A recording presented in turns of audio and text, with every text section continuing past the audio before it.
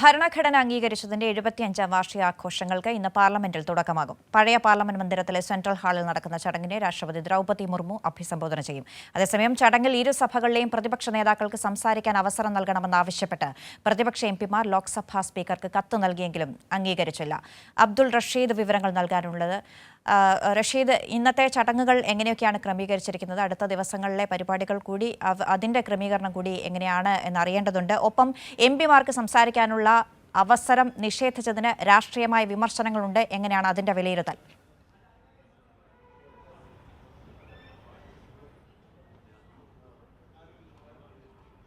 അന്ന, നമുക്കറിയാം ഇന്ന് ഭരണഘടനയുടെ 75ാമത് വാർഷികമാണ്. രാജ്യം ഒന്നടങ്കം വലിയ രീതിയിൽ ഈ ഭരണഘടനയുടെ 75ാമത് വാർഷികം ആഘോഷിക്കാൻ തന്നെയാണ് തീരുമാനിച്ചിരിക്കുന്നത്. പ്രത്യേകിച്ചും പാർലമെൻറ്റ് അംഗങ്ങളും മൊത്തം പ്രതിപക്ഷ അംഗങ്ങളൊക്കെ തന്നെ വലിയ രീതിയിൽ ആഘോഷങ്ങളിലേക്ക് കടക്കും. ഇതിൻ്റെ ഭാഗമായാണ് ഇപ്പോൾ കേന്ദ്ര സർക്കാർ ഇത്തരത്തിലൊരു പരിപാടി സംഘടിപ്പിച്ചിരിക്കുന്നത്. എന്തായാലും 11 മണിയോടുകൂടി പഴയ പാർലമെൻറ്റ് മന്ദിരത്തിലുള്ള സെൻട്രൽ ഹാളിൽ വെച്ചാണ് ഈ പരിപാടി നടക്കുന്നത്. എന്തായാലും സംയുക്ത സമ്മേളനവും ഇതോടുകൂടി നടക്കുന്നുണ്ട്.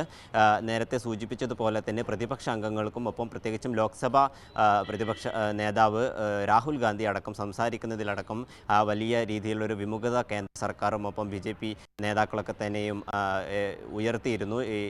ഈ പരിപാടിയിൽ ലോക്സഭാ പ്രതിപക്ഷ നേതാവ് രാഹുൽ ഗാന്ധി സംസാരിക്കുന്നതിൽ എതിർപ്പുണ്ടായിരുന്നു. ഇതിനെതിരെ വലിയ രീതിയിലുള്ളൊരു വിമർശനം ഒപ്പം പ്രതിപക്ഷ നേതാക്കളും ഇന്ത്യ സഖ്യവും ഒക്കെ തന്നെ ഉയർത്തിയിരുന്നു.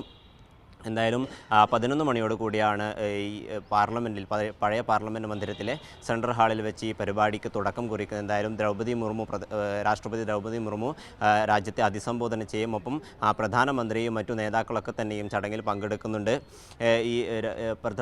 ഈ പരിപാടിയിൽ പ്രധാനമന്ത്രി സംസാരിക്കില്ല എന്നൊരു ന്യായം ഉന്നയിച്ചുകൊണ്ടാണ് ഈ പ്രതിപക്ഷ നേതാക്കളടക്കം സംസാരിക്കുന്നതിലും ഒരു വിയോജിപ്പ് കേന്ദ്ര സർക്കാരും ഒപ്പം BJP നേതാക്കളൊക്കെ തന്നെയും ഉയർത്തിയത്. എന്തായാലും വൈകുന്നേരം 5 മണിക്ക് സുപ്രീം കോടതിയിലും ഇത്തരത്തിൽ ആഘോഷം നടക്കുന്നുണ്ട്.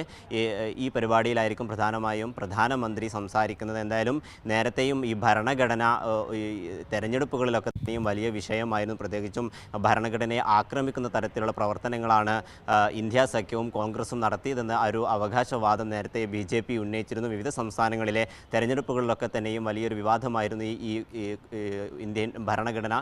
പ്രത്യേകിച്ചും ഇന്ത്യൻ ഭരണഘടനയെ സംരക്ഷിക്കുന്നതിൻ്റെ ഭാഗമായി പിന്നെ വലിയ രീതിയിലുള്ള ഒരു പരിപാടികളും കോൺഗ്രസും ഒപ്പം നടത്തിയിരുന്നു. പ്രത്യേകിച്ചും രാഹുൽ ഗാന്ധിയുടെ പ്രസംഗങ്ങളിലൊക്കെ തന്നെയും വലിയ രീതിയിൽ ഭരണഘടനയുടെ കോപ്പികൾ വിതരണം ചെയ്തൊക്കെ തന്നെയായിരുന്നു വിവിധ സംസ്ഥാനങ്ങളിലെ തെരഞ്ഞെടുപ്പുകളിലൊക്കെ പ്രചാരണങ്ങളൊക്കെ നടന്നിരുന്നു. എന്തായാലും BJPയുടെ ഈ ഭരണഘടനയ്ക്കുമേലുള്ള അവകാശവാദങ്ങൾ എന്തൊക്കെയായിരിക്കുമെന്ന് നമുക്ക് അല്പസമയത്തിനകം അറിയാൻ കഴിയും. എന്തായാലും 11 മണിയോട് കൂടിയാണ് ദ്രൗപദി മുർമു ഈ പരിപാടി ഉദ്ഘാടനം ചെയ്തുകൊണ്ട് രാജ്യത്തെ അഭിസംബോധന ചെയ്ത് സംസാരിക്കുന്നത്. അന്ന. യെസ്, അബ്ദുൾ റഷീദ് വിവരങ്ങൾ നൽകിയത് ഡൽഹിയിൽ നിന്ന്.